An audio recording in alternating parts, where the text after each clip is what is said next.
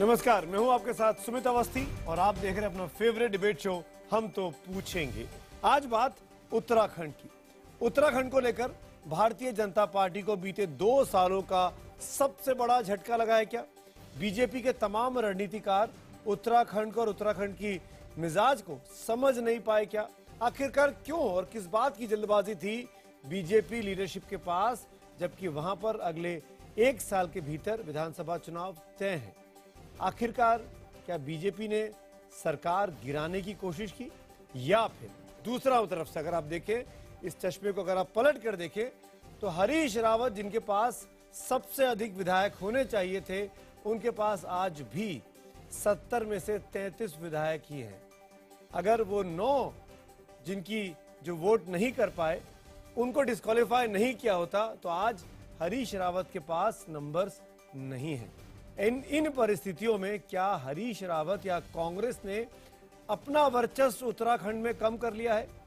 इस पूरे 1.5 महीने के उठापटक में किसका फायदा हुआ, किसका नुकसान हुआ, उस पर करेंगे बड़ी बहस। कुछ खास मेहमान हमारे साथ होंगे, लेकिन आज का दिन हरीश रावत का रहा।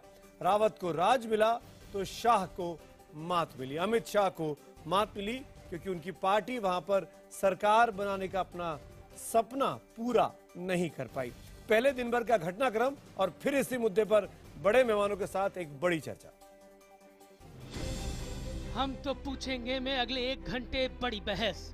रावत को राज, शाह को मात।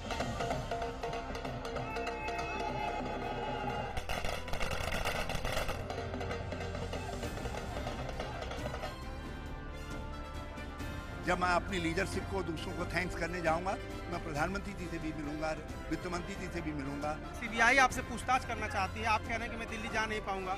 मैंने नहीं कहा कि मैं बिल्कुल नहीं जा पाऊंगा, मैंने कहा कोई म्यूचुअली एग्रीड डेट तय कर लेते हैं। देहरादून से लेकर दिल्ली तक कांग्रेस हरीश रावत सरकार पर आई बड़ी आफत के निपटने से राहत में है। केंद्र सरकार ने उत्तराखंड से राष्ट्रपति शासन हटा लिया है। अब राज्य में हरीश रावत के नेतृत्व में कांग्रेस की सरकार फिर बहाल हो जाएगी।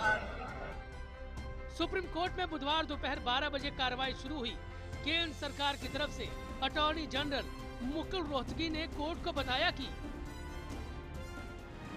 मुझे केंद्र सरकार की तरफ से बताया गया है कि सरकार ने उत्तराखंड में राष्ट्रपति शासन हटाने का फैसला किया है। मंगलवार को विश्वास मत पर वोटिंग के बाद हरीश रावत के पक्ष में 33 वोट मिले हैं। कोर्ट में मौजूद हरीश रावत के वकील कपिल सिब्बल ने सरकार के इस कदम का स्वागत किया। इसके बाद कोर्ट ने भी किसी भी पक्ष की जिरह सुनने की जरूरत महसूस नहीं की। आदेश में लिखवाया गया कि केंद्र सरकार इस बाबत नोटिफिकेशन सुप्रीम कोर्ट में जमा करे। हरीश रावत दोबारा मुख्यमंत्री पद संभाल सकते हैं। आदेश के फौरन बाद ही केंद्रीय कैबिनेट की मीटिंग में उत्तराखंड से राष्ट्रपति शासन हटाने का फैसला ले लिया गया। प्रजातंत्र में विश्वास रखने वाले 125 करोड़ भारतीयों की जीत है। ये कांग्रेस की जीत नहीं, ये देश के संविधान और प्रजातंत्र की जीत है। कांग्रेस ने बहुमत को खरीदा है, कांग्रेस को बहुमत वहां मिला नहीं, तो कांग्रेस पता नहीं किसकी जीत का जश्न कांग्रेस मना रही है। अब बीजेपी भले ही कांग्रेस पर बहुमत खरीदने की तोहमत लगाए, लेकिन सच तो ये है कि ये वक्त कांग्रेस के जश्न मनाने का ही है। अरुणाचल प्रदेश में बुरी तरह मात खा चुकी कांग्रेस को हरीश रावत की जीत ने बीजेपी और केंद्र सरकार के खिलाफ एक बड़ा हथियार दे दिया है। तो वहीं बीजेपी अपनी रणनीतिक हार पर बगले झांकने के लिए मजबूर नजर आ रही है। 18 मार्च को उत्तराखंड में रावत सरकार के खिलाफ उनके ही विधायकों ने बगावत का जो बिगुल फूका था, वो बिगुल अब जोर शोर से हरीश रावत बजा रहे हैं। फिलहाल स्पीकर और हाईकोर्ट के फैसले से अपनी सदस्यता गवा चुके बागियों को 12 जुलाई तक सुप्रीम कोर्ट के फैसले का इंतजार करना है। उठा पटक के इस नैतिक अनैतिक सियासी ड्रामे के बीच हम तो पूछेंगे, क्या रावत सरकार को मात देने की जल्दबाजी ने बीजेपी की साख गिराई है? तो एक बार फिर हमारे सवाल को ध्यान से सुनिए, क्योंकि आपके एसएमएस का मुझे लगातार इस शो के दौरान इंतजार रहेगा। हमारा आज का सवाल है कि क्या रावत सरकार को मात देने की जल्दबाजी ने बीजेपी की साख गिराई है? अगर आपको लगता है हाँ गिराई है, तो HTP स्पेस देकर Y लिखिए और नहीं के लिए HTP स्पेस देकर N लिखिए और हमको 51818 पर अपने SMS भेजें। इसके साथ ही आप #HTP और #रावत रिटर्न्स के जरिए भी अपनी राय ट्विटर और हमारे फेसबुक पेज पर जाकर दे सकते हैं। इस शो के दौरान उन तमाम राय को, सुझावों को हम दिखाने की कोशिश जरूर करेंगे। और इसी मुद्दे पर जो खास मेहमान मेरे साथ जुड़ रहे हैं उनका परिचय मैं आपसे कराता हूं। हमारे साथ भारतीय जनता पार्टी का पक्ष रखेंगे अनिल बलूनी जी, जो कि खुद पहाड़ से हैं, उत्तराखंड से हैं और आज थोड़े से मायूस भी नजर आ रहे हैं। उत्तराखंड कांग्रेस के प्रवक्ता किशोर उपाध्याय जी मेरे साथ जुड़ रहे हैं। आप दिल्ली से हैं। किशोर जी, मुबारक हो आपको। इसके पहले की डिबेट की शुरुआत करो। मैं अध्यक्ष हूं उत्तराखंड अरे आप अध्यक्ष तो हैं। मैंने मेरी बात उत्तराखंड प्रदेश कांग्रेस कमेटी। मैं अपनी बात पूरी नहीं कर पाया था। मैं आगे आपको बोलता, लेकिन आपने कह दिया, टोक दिया। अच्छा किया आपने किशोर जी। नहीं, कोई बात नहीं सुमित भाई, आप तो बहुत बधाई हो आपको। आज तो आपके चेहरे पर तसल्ली है। और मैं परिचय कराता हूँ बाकी मेहमानों का भी। हमारे साथ BSP के नेता सुधींद्र भदौरिया जी हैं। सुधींद्र जी, धन्यवाद, आपने वक्त निकाला। वरिष्ठ पत्रकार राम कृपाल सिंह साहब मेरे साथ स्टूडियो में हैं। हमारे साथ सुप्रीम कोर्ट की वकील अर्चना पाठक दवे जी भी यहाँ मौजूद हैं। और कुछ ही देर में मेरे साथ जुड़ेंगे एक और वरिष्ठ वकील KTS तुलसी जी। शुरुआत करता हूं, उसके पहले मैं आपको बताऊं कि हमने कुछ देर पहले बागी जो 9 विधायक हैं उनमें से एक को हमने मौका दिया। उनकी बातचीत हमने रिकॉर्ड की क्योंकि वो लाइव डिबेट में नहीं आ पा रहे थे, उनकी कोई एंगेजमेंट थी। प्रणव सिंह चैंपियन, उस बातचीत का एक छोटा सा अंश मैं आपको सुनाता हूं। मैंने आपसे पूछा था, सबसे पहला सवाल उनका यही था कि आपकी बगावत नाकाम हो गई, आप 9 विधायक चाहकर भी हरीश रावत को नहीं रोक पाए, रावत साहब मुख्यमंत्री बने रहेंगे। प्रतिक्रिया आपकी? मैं तो यही कहना चाहूंगा कि ये बेईमान सरकार जो दोबारा आ गई है, उत्तराखंड की जनता इसका विरोध करे। लोकतंत्र का बहाना लेकर जो लोकतंत्र बहाली का आ रहे हैं, ये सिर्फ इनका मुखौटा है। ये काले कारनामे वाले हैं, उत्तराखंड को लूट के खाने वाले हैं। इन्होंने देवभूमि उत्तराखंड जो माताओं बहनों के खून से, युवाओं के खून से बना था, उसका चीरहरण किया द्रौपदी की माफिक। और जनता इस समय भीष्म पितामह की तरह मुंह लटकाकर बैठी है और हरीश रावत और उसके लोग दुशासन की तरह चीरहरण कर रहे हैं। हम 9 विधायक ऐसे में श्री कृष्ण की तरह आए जिसने द्रौपदी की लाज बचाई। हमने उस काली सरकार को, उस ड्रैकोनियन गवर्नमेंट को उखाड़ के फेंका था। आज वो कोर्ट ने स्थापित कर दी है, लेकिन हम जनता की अदालत में जाएंगे और इस काली सरकार को पुनः उखाड़ेंगे। आप लोग कोशिश करेंगे क्या कि माफी मांगकर वापस कांग्रेस में चले जाएं, रावत साहब के पास चले जाएं, चैंपियन साहब?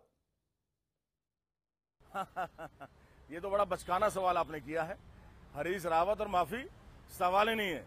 हम थूक के चाटते नहीं है। जो भ्रष्टाचार में लिप्त हो, ओतप्रोत हो, जो चारों तरफ से परिवारवाद, माफियावाद में घिरा हो, उसकी तरफ तो हम देखेंगे भी नहीं। हम जनता की अदालत में जाएंगे और जिन विधायकों ने 25-25 लाख रुपया लेकर के इस सरकार को में वोटिंग किया है, उनके यहाँ जाकर के बताएंगे कैसे जनता की अस्मिता को लूट करके बेच दिया। जिस जनता ने उनको चुन के भेजा था, उसके ईमान को बेचा, उसकी खुददारी को बेचा। क्या बीजेपी ने शामिल होंगे आप लोग? बीजेपी की तरफ से कोई ऑफर है आप लोगों के पास? अभी ऐसा कोई ऑफर बीजेपी का नहीं आया है, खाली पत्रकार कह रहे हैं। अभी हम 9 विधायक हैं, हम बैठ करके अपनी मंत्रणा कर रहे हैं। जो कंसेंसस होगा उसके ऊपर निर्णय लिया जाएगा।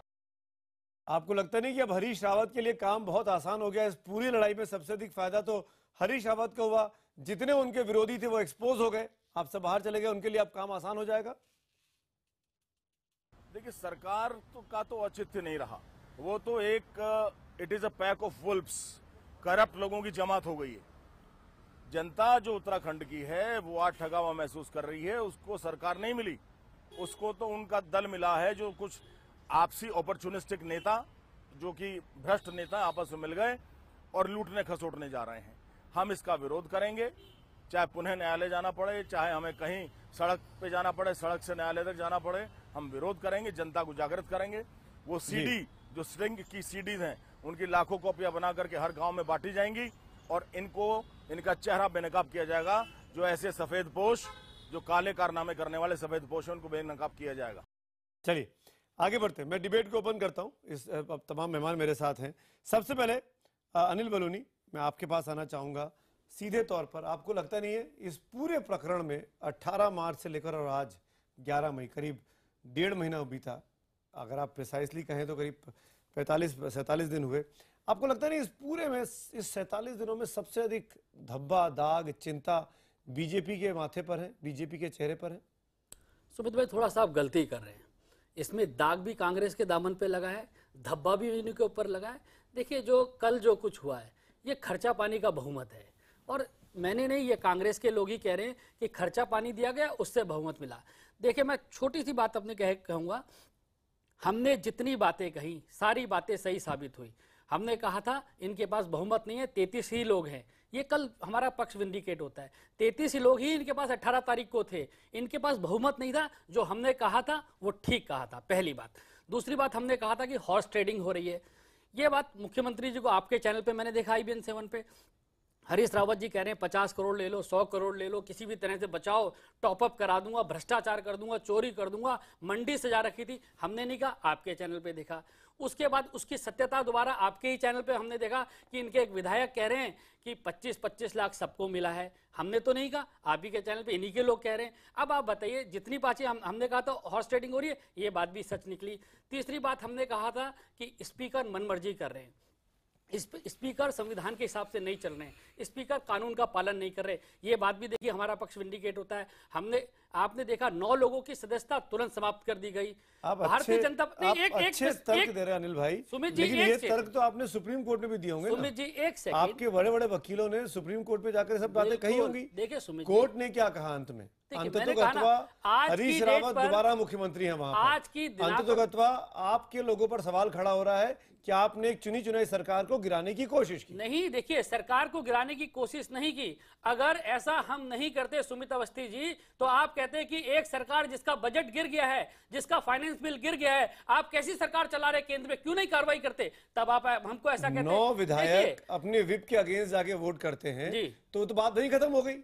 नहीं, उनकी सदस्यता वहीं खत्म हो गई। सदस्यता खत्म हो गई। अरे तो एक और बीजेपी, जब सदस्यता कम हो गई तो 70 से घट के 9 में से कितने? 61 रह गए। 61 में से 33 है उनके पास। देखिए सुमित जी, विषय है कि क्या 18 मार्च को इनके पास बहुमत था, ये विषय है। इनके पास 18 तारीख को भी 33 लोग थे जो आज हैं। इसका मतलब भारतीय जनता पार्टी ने जो कहा था कि राष्ट्रपति शासन लगना ठीक है, हमारा पक्ष बिल्कुल सही साबित होता है। मैं एक बात कह के खत्म करूंगा कि स्पीकर कैसी मनमर्जी कर रहे थे। 9 लोगों की सदस्यता खत्म कर दी जाती है। भारतीय जनता पार्टी का एक भीमलाल आर्य जो बीजेपी के खिलाफ वोट करता है, कल भी खिलाफ वोट करके जाता है, उसकी सदस्यता नहीं करते। क्या कानून इनकी जेब का कानून है? क्या इनके घर का कानून है? क्या कांग्रेस पार्टी ने स्पीकर कांग्रेस पार्टी के कार्यकर्ता की तरह काम करेंगे, इसलिए राष्ट्रपति शासन लगाया गया? पूरी तरह से कॉन्स्टिट्यूशनल ब्रेकडाउन, संवैधानिक बिल्कुल ब्रेकडाउन। किशोर जी जवाब दीजिए, आप लोगों ने स्पीकर के जरिए मनमर्जी की। सुमित जी, मैं तो पहले जितने भी आपके हमारे साथी हैं, पैनलिस्ट हैं, उनको नमस्कार करना चाहता हूं। आपको भी बहुत अच्छी डिबेट आपने शुरू की है, लेकिन एक थोड़ी सी जाती ये हो गई। अमित शाह जी की जगह अगर नरेंद्र मोदी जी कहते आप, तो वो ज़्यादा ठीक इसलिए रहता कि राष्ट्रपति लगाने का फैसला वो असम से आए और वो चुनाव में थे वहाँ, ऐसी की अर्जेंसी थी कि वो दिल्ली आए, कैबिनेट की रात में इमरजेंसी बैठक बुलाई और तब राष्ट्रपति शासन लगा। तो ये जो आज मेरे विचार से एक वैचारिक युद्ध जो शुरू हुआ है, नरेंद्र मोदी जी वर्सेस कांग्रेस और हरीश रावत जी है, अमित शाह जी तो बेचारे उसमें कहीं है नहीं। तो मेरे ख्याल से इसका कैप्शन अगर नरेंद्र मोदी वर्सेस हरीश रावत होता तो मेरे ख्याल से ज्यादा अच्छा रहता। हरीश रावत जी को ये मेरा एक सुझाव, भ्रष्ट व्यक्ति को कहां नरेंद्र मोदी की तुलना में खड़ा कर रहे हैं आप? मैं बीच में मैंने अनिल जी मैंने कुछ नहीं आपके बीच में कहा। आप अनिल का काम करिए, अनल का काम ना करें तो मेरे ख्याल से ज्यादा ठीक रहेगा। मैं ये भाई को एक सुझाव देना चाहता हूँ। जहाँ जो भी बातें अनिल भाई ने कही हैं वो हमारे बहुत ही मूर्धन्य विद्वान हैं। अब कांग्रेस विधानसभा में भी गलत साबित होती है, कांग्रेस उच्च न्यायालय में भी गलत साबित होती है, कांग्रेस उच्चतम न्यायालय में भी गलत साबित होती है, और अगर सही साबित होते हैं तो भारतीय जनता पार्टी साबित होती है हर जगह। मैं उन सब का जवाब दे रहा हूँ। मैं अगर उनका जवाब दूं, मैं निवेदन करना चाहता हूँ आपसे। बताइए। मैं दे रहा हूँ ना, अरे भाई मैं जवाब दे रहा हूं अनिल भाई। आप इतनी जल्दबाजी में क्यों रहते हैं? जल्दबाजी ठीक नहीं होती है। मैं ये सुझाव देना चाहता हूं भाई के तौर पे। ठीक है, मैं कहता मैं ये कह रहा हूं कि मैं नालायक हूं, कांग्रेस नालायक है, वो 9 जो आपके साथ गए वो बहुत सुलझे हुए व्यक्ति थे, वो आपको मुबारक हो। नहीं देंगे जवाब। वो 9 जो हैं आपके कंधे पर चढ़े, वो 9 आपके कंधे पर चढ़े। विधानसभा में कौन निर्णय लेगा, या ये तो ना भाजपा लेगी न किशोर उपाध्याय लेगा, ये जो है विधानसभा अध्यक्ष जी लेंगे, जो भी वहां पर हुआ है। और उस दिन की आपको सारी जानकारी एक बीच में अरे भाई मैं कुछ कहूं तब उसके बाद कहना ना, आपको भी सुमित भाई बिल्कुल पूरा मौका देंगे, आप बीच में न बोलिए। उस दिन 9 जो है, मैं मानता हूं चलो हमारा उस दिन बहुमत नहीं था, चलो अरे भाई तो आपको अपनी सरकार बनाने के लिए ऐसे इतनी उछल कूद करने की जरूरत क्या थी? आज वहां चर्चा यह है कि भारतीय जनता पार्टी ने कम से कम 500 करोड़ रुपया इस पर बर्बाद किया है। और अगर चलो वो 9 चले गए थे, आप सीधे सीधे राष्ट्रपति शासन लगाने के बजाय आप चुनाव में आते ना। मैं तो चुनाव के लिए तैयार था उस दिन भी, मैं आज भी चुनाव के लिए तैयार हूं, हमें कोई परेशानी नहीं है। लेकिन आपकी जो ये प्रतिपक्ष की सरकारें हैं, कांग्रेस की सरकारें हैं, उनका कत्ल करके उनकी खून पीने की जो आपकी प्यास है वो अब बुझ जानी चाहिए। उच्चतम न्यायालय ने आपको जो रास्ता दिखाया है, नरेंद्र मोदी जी की वो प्यास बुझ जानी चाहिए। किशोर जी, आप मैं बाकी पैनलिस्ट के पास भी आऊंगा, लेकिन मेरा एक सवाल आपसे जरूर है, ये जानना चाहूंगा, हमने 2 स्टिंग ऑपरेशंस देखे। जी। उन दोनों स्टिंग ऑपरेशंस में आपके अपने नेता, बड़े नेता, दिग्गज नेता, धुरंधर नेता पैसे की बात करते, लेते, सरकार बचाते, हर संभव तरीके से अपने आप को मैनेज करवाते या करते दिखाई देते हैं। आपने कहा 500 करोड़ रुपए बीजेपी ने खर्च कर दिए, कोई है आपके पास सबूत, कोई दावा है आपके पास? आप ये बता सकते हैं कि कहां से 500 करोड़ का दावा आपने किया? मैं निवेदन, अगर आप मुझे आज्ञा देंगे तो मैं निश्चित रूप से निवेदन करना चाहूंगा। एक तो ये जो 2 स्टिंग हैं, ये 23 तारीख को स्टिंग क्यों होता है जब 28 तारीख के लिए हमको बहुमत साबित करने के लिए कहा जाता है?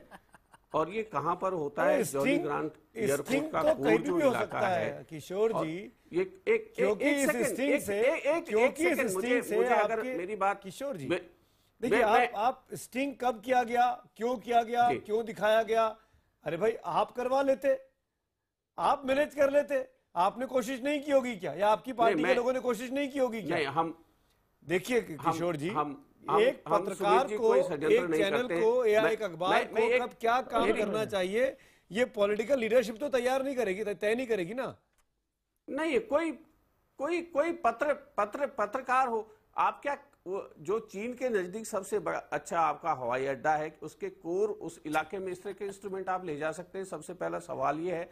इसलिए मैंने कहा था कहीं ना कहीं इसमें केंद्र सरकार इन्वॉल्व है, और मैंने सीधे सीधे इनके NSA का नाम लिया था कि वो सरकार गिराने में अरुणाचल में भी इन्वॉल्व रहे और यहाँ भी इन्वॉल्व रहे। नाम तो आप किसी का भी ले लीजिए, आप नाम लेने की बात थोड़ी हो रही है, आप मुद्दे पर बात करें किशोर जी। आपकी जीत हुई है, आप सरकार में लौट रहे हैं, लेकिन ये कन्विंस करना आपका जरूरी है। स्टिंग का जवाब दे रहा हूं मैं स्टिंग के बारे में कह रहा हूं। सुमित जी, मेरा निवेदन आप सुन लीजिए। मैं विनम्रता पूर्वक कहना चाहता हूं, किशोर उपाध्याय ने प्रदेश कांग्रेस कमेटी का अध्यक्ष होते हुए श्री राज्यपाल जी को चिट्ठी लिखी है कि वो दोनों CD हमको उपलब्ध करवाइए। बीजेपी वाले क्या दिखाएंगे? किशोर उपाध्याय पूरे प्रदेश में, और आप कहोगे तो मैं दिल्ली में भी यहाँ महात्मा गांधी जी की जो समाधि है वहां से उसकी शुरुआत करूंगा। और ये जो स्टिंग का एक कोना दिखा के फिर दूसरा कोना छोड़ देते हैं, वो नहीं होना चाहिए। और फिर उत्तराखंड की जनता को तय करने दीजिए, वो तो उत्तराखंड की जनता को तय करने दीजिए।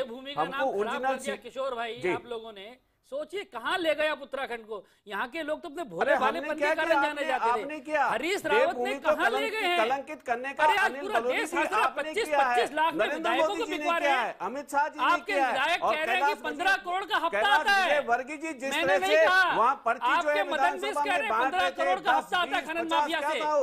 आपके विधायक कह रहे हैं आपने 15 दिनों से मसल पावर यूज कर रखी है, पहलवान खड़े कर रखे हैं विधायक के ऊपर। सुमित भाई मैं कहता हूं आपने एक हफ्ते से एक भी कांग्रेस का विधायक देखा?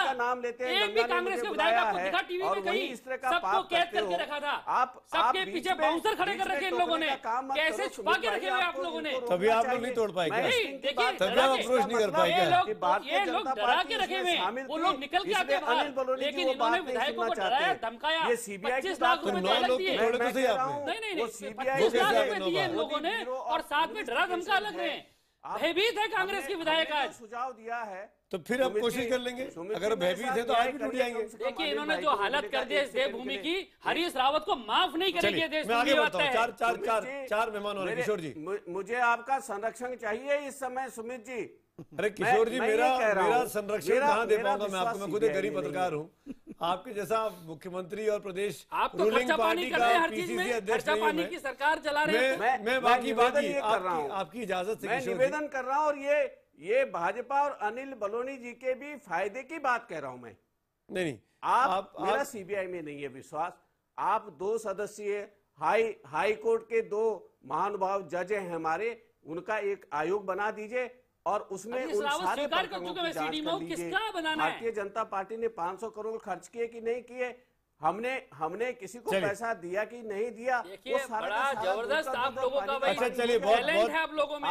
मैं सुधींद्र भदौरिया, रामकृपाल सिंह और अर्चना जी की बारी है। सुधींद्र जी, पहले मैं आपके पास आऊंगा। सुधींद्र जी, इस पूरे प्रकरण में मेरा सवाल वही है, आपको लगता है कि आने वाले और चुनावों में भारतीय जनता पार्टी को जवाब देना मुश्किल होगा या कांग्रेस को समझाना मुश्किल होगा कि उसने कैसे माइनॉरिटी में रहते हुए सरकार बचा ली? देखिए, इस समय मूल प्रश्न ये है कि हमारे संविधान की धज्जियां किसने उड़ाने की कोशिश की, किसने वहां पर एक चुनी हुई सरकार थी उसको हटाने की कोशिश की, और बोमैया जो केस है, सुप्रीम कोर्ट के 9 जजों की बेंच ने जो फैसला किया उसको किसने तार तार किया।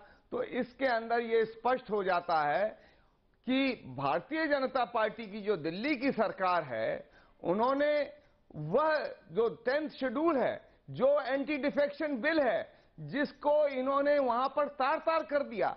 और आपको मैं याद दिलाना चाहूंगा कि वहां के महामहिम गवर्नर ने 28 तारीख तय की थी टेस्ट करने के लिए, उन्होंने उसको भी नहीं माना। तो ये न महामहिम गवर्नर को मानने के लिए तैयार हैं, न ये हाई कोर्ट के फैसले को मानने के लिए तैयार हैं।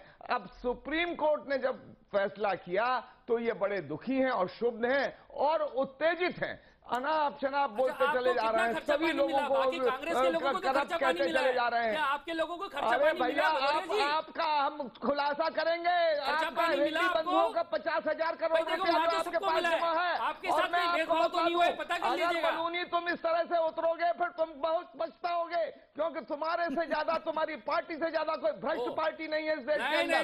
सब लोग जानते हैं तुम संविधान को, तुमने हत्या की, तुम संविधान की हत्या करना चाहते हो, हम लोग जानते हैं। तुम संविधान का खर्चा पानी मिला चाहते हो, तुम खर्चा पानी मिला नहीं मिला, हाँ ना तो बताओ। हम जानते हैं तुम्हारी पार्टी क्या करना चाहती है, तुमको खर्चा पानी मिला संविधान को समाप्त करना चाहते हो।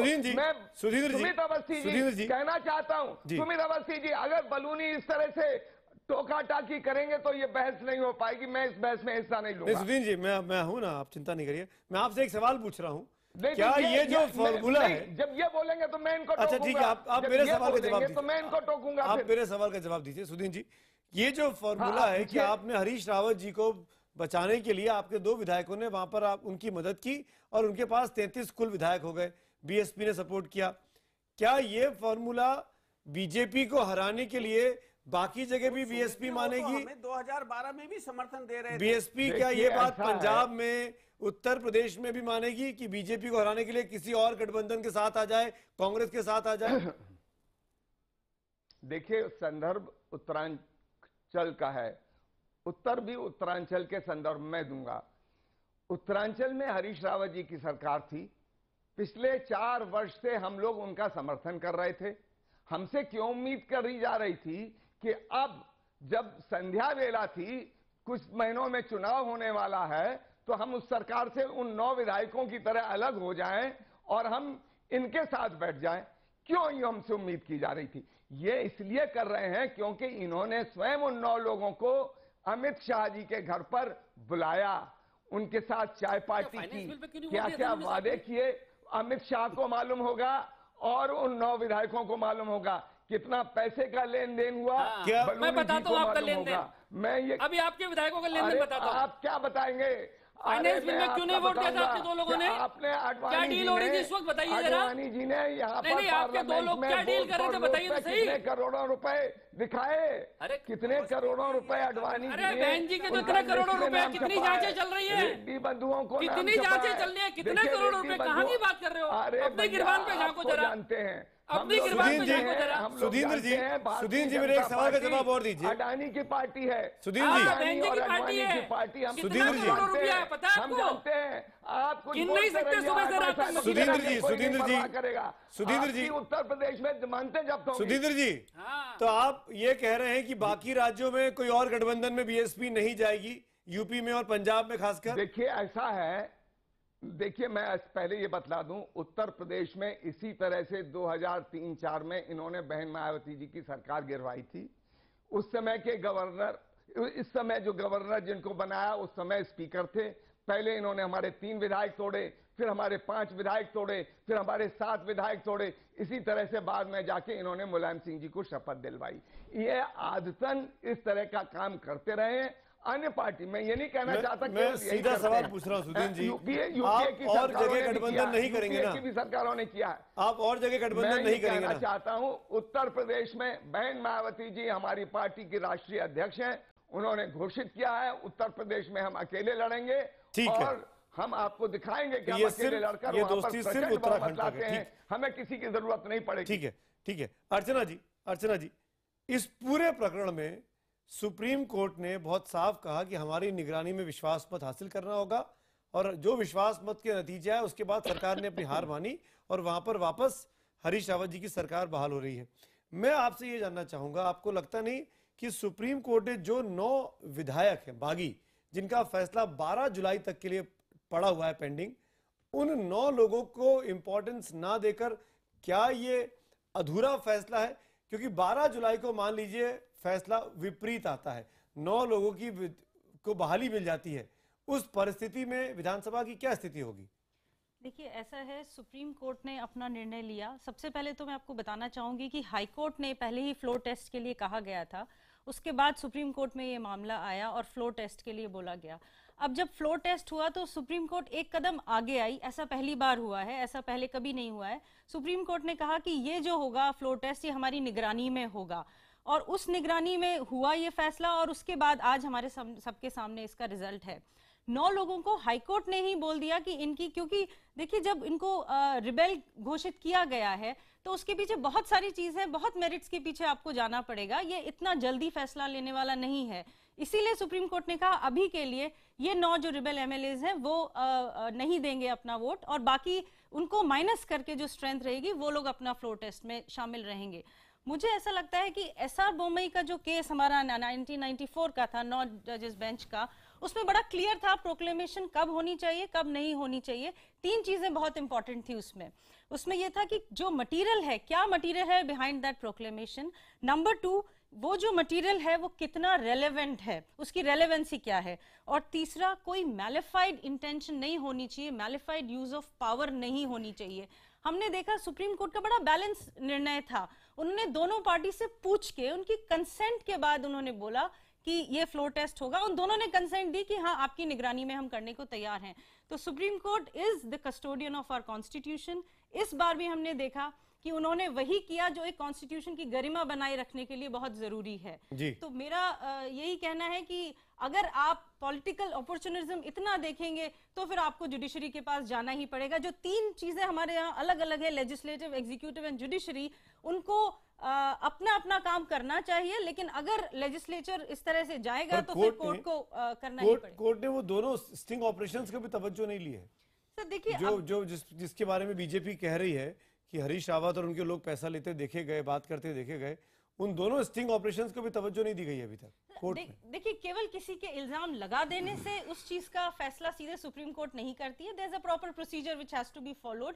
स्टिंग ऑपरेशन हुआ है, उसमें दिखाया गया है, मैंने भी देखा, बहुत गलत है और उसको देख के अच्छी फीलिंग नहीं आती है। As a citizen of this country अच्छा नहीं लगता है कि पॉलिटिकल पार्टीज इतना ज्यादा अपॉर्चुनिस्टिक हो जाए कि एक चीज को सिद्ध करने के लिए फिर साम दाम दंड भेद हर तरीके से हावी हो जाए। तो मेरे ख्याल से वो बहुत ही सैड मोमेंट रहा है और उसकी जांच होगी पूरी तरीके से, और अगर वो सही पाया जाता है तो डेफिनेटली उनके अगेंस्ट कार्रवाई होनी चाहिए। बहुत खुश होने की जरूरत नहीं है कि एक फ्लोर टेस्ट हुआ और उसमें ए पार्टी जीती या बी पार्टी जीती। जो मेन मुद्दा है वो ये है कि अगर ये इसी तरह से चलता रहा तो देश की जनता क्या देखने वाली है, हम how will the legislature work. Ramkripal ji, इन पूरी परिस्थितियों में ये नहीं लगता कि लोगों का भरोसा, आम जनता का भरोसा नेताओं पर से और उठेगा?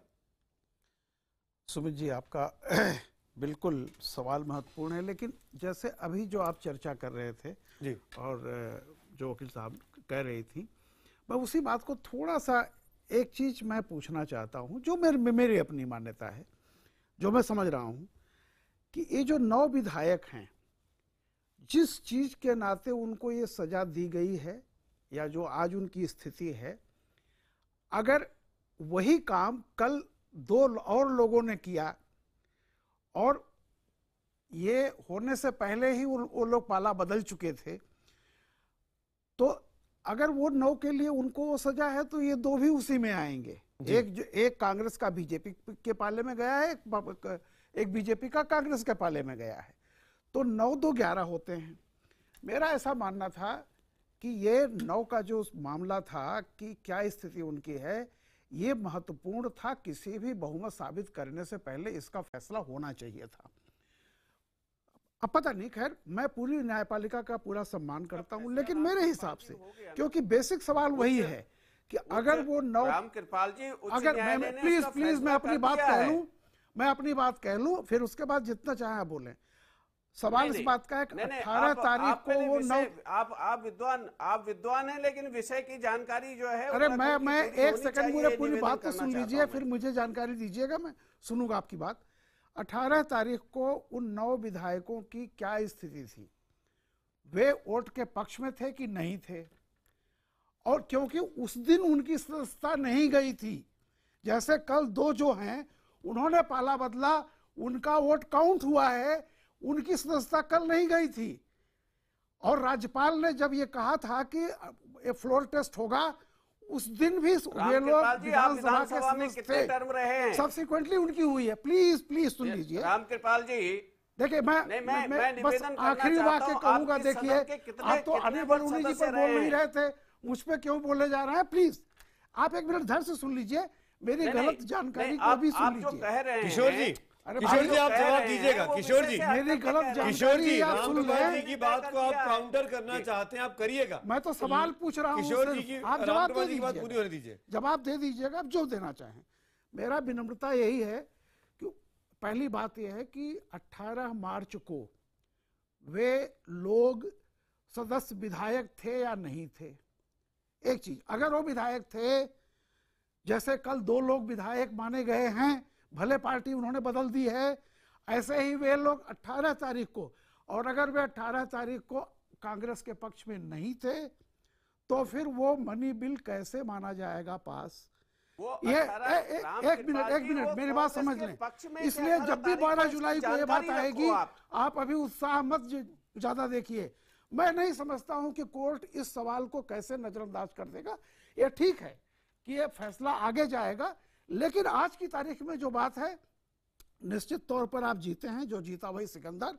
और बीजेपी ने जो जल्दीबाजी की, मैं भी कह रहा हूं, अगर बीजेपी ने राष्ट्रपति शासन लगाने के बजाय इस मामले को थोड़ी गंभीरता से यही सवाल उठाया होता, अदालत में जाते या कैसे भी करते। 28 तारीख को जो फ्लोर टेस्ट होना था, अगर वो होने दिया होता, राष्ट्रपति शासन नहीं लगा होता, सब्सिक्वेंटली इस बात को करते हो ना कि वो फ्लोर पे हार जाते। विषय फ्लोर का नहीं है, देखिए नहीं आप गलत तरीके, अगर विषय फ्लोर का नहीं था, विषय था जब मनी बिल गिर गया है तो 1 अप्रैल से उत्तराखंड के अंदर तनख्वाहें कैसे दी जाएंगी, 1 अप्रैल से उत्तराखंड के अंदर विकास कार्यों के लिए धन कैसे 28 तारीख से 1 अप्रैल के बीच में 3 दिन थे। नहीं लेकिन फाइनेंस बिल गिर गया तो पूरा होना चाहिए। से मतलब नहीं है भाई, बात है फाइनेंस बिल गिर जाना, किशोर जी वित्त विधेयक गिर जाना विषय।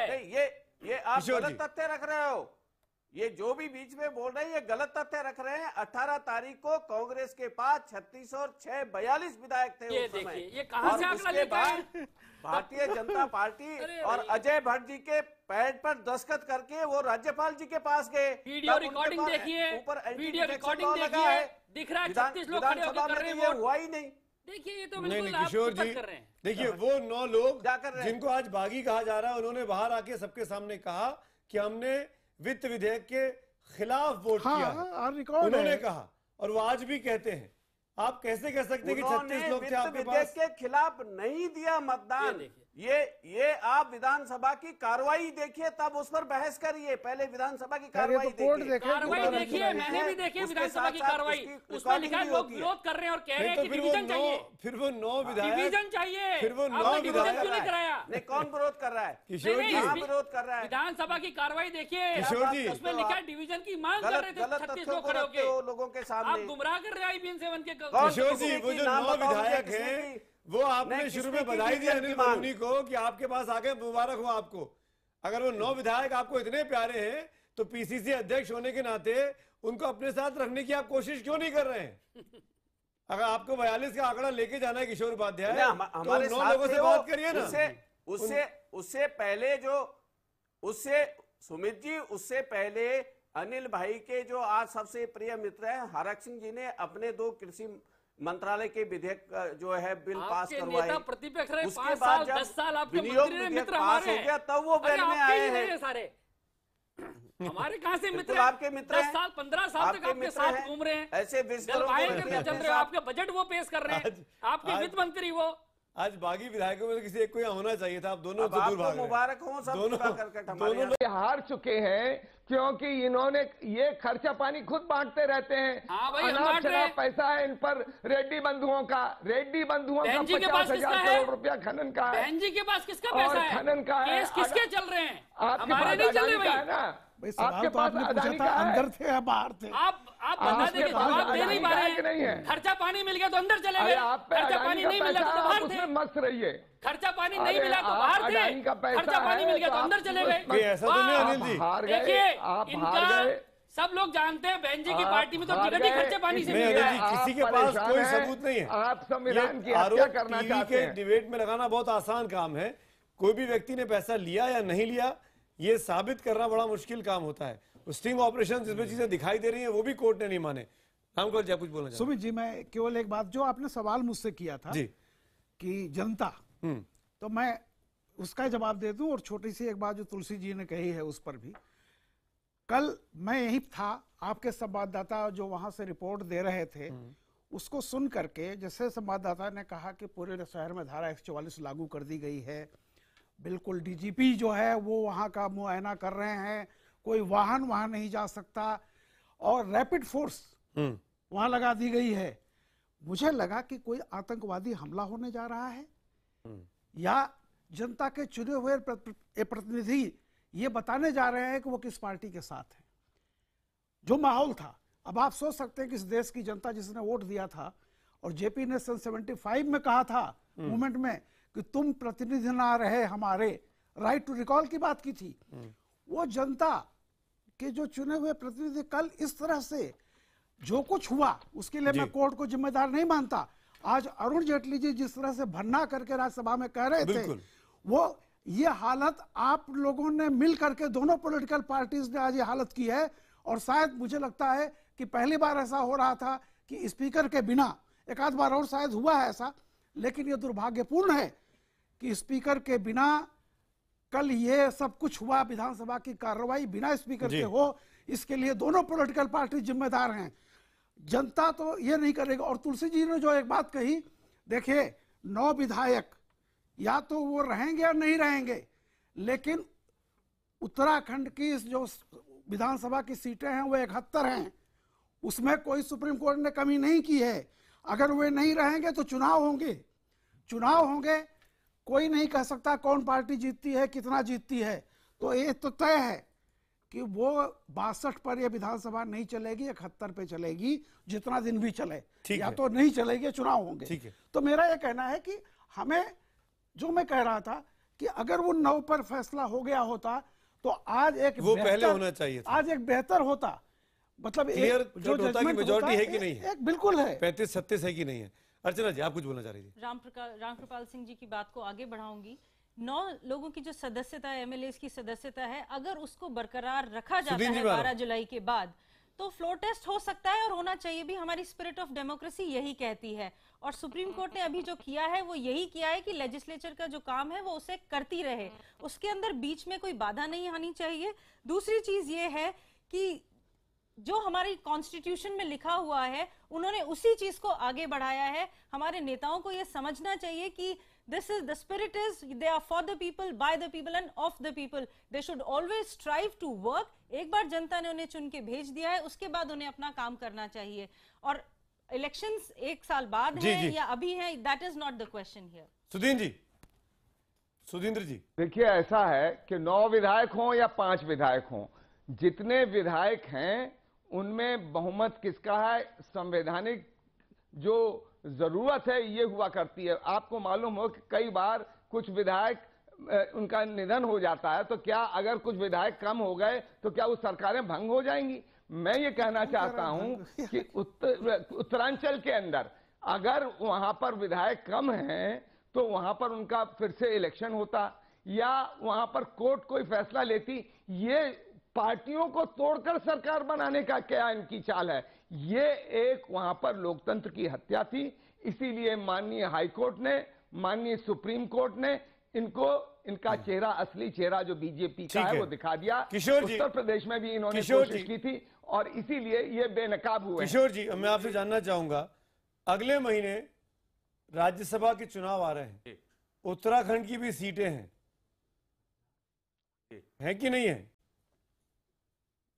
सुमित जी, किसको भेज रहे हैं वहां से? सुमित जी, एक सीट हमारी है और उसी के लिए सारी नहीं, ये जो कवायद जो है भारतीय जनता पार्टी की, सरकार का कत्ल करने के साथ साथ उस सीट को भी कब्जाने की थी।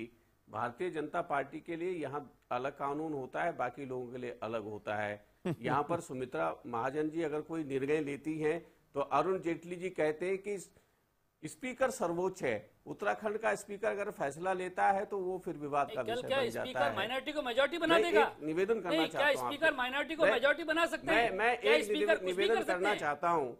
राजीव गांधी जी ने और उसके बाद अटल बिहारी वाजपेयी जी ने दल बदल का एक अच्छा कानून बनाया और उस कानून को खत्म करने का काम नरेंद्र मोदी जी कर रहे हैं। इसलिए कर रहे हैं कि उनको एक बार उन्होंने कह दिया था कि भाई आप राजधर्म का पालन करो, इसलिए अटल बिहारी वाजपेयी जी कुछ अच्छा काम करके अगर गए उम्मीद की जा सकती है। आपके पास कोई तर्क तो है नहीं, कोई तथ्य आपके पास है नहीं, इधर उधर की बात करेंगे? नहीं, आपको ये जवाब देना है भारतीय जनता पार्टी को। नहीं कर पाए आप ढंग की, एक जवाब नहीं दे पाए सवाल का।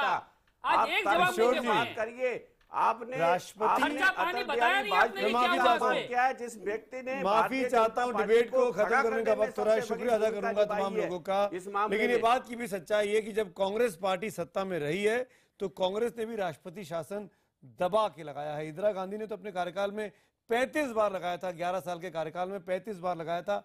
और पिछली बार भी जब यूपीए की सरकार थी तो बिहार में जिस तरीके से राष्ट्रपति शासन लगाया था नीतीश कुमार की सरकार को हटाकर रातों रात, उसको भी सुप्रीम कोर्ट के आदेश के बाद वापस लेना पड़ा था केंद्र सरकार को। तो गलतियां दोनों तरफ से हुई हैं, कांग्रेस से भी हुई है और भारतीय जनता पार्टी से भी हो रही हैं। हमने आज का सवाल आपसे यही पूछा था कि क्या रावत सरकार को मात देने की जल्दबाजी ने बीजेपी की साख गिराई है? हजारों की संख्या में आपके मैसेज मिले हैं। 60% लोग हाँ में जवाब देते हैं, 40% नहीं में जवाब देते हैं। यानी ज्यादातर लोग मानते हैं कि बीजेपी की साख गिरी है इस पूरे प्रकरण की वजह से। और यही पोल हमने ट्विटर पर भी किया, यहां पे नतीजे उल्टे हैं। 54% लोग बोलते हैं नहीं गिरी है, 46% बोलते हैं कि साख गिरी है। तो भारतीय जनता पार्टी और उसकी लीडरशिप के लिए यह वक्त है सोचने का, इस तरीके से काम करने से क्या उनकी प्रतिष्ठा, उनकी साख पर सवाल नहीं खड़े होते हैं? आज हम तो पूछेंगे में मेरे साथ इतना ही।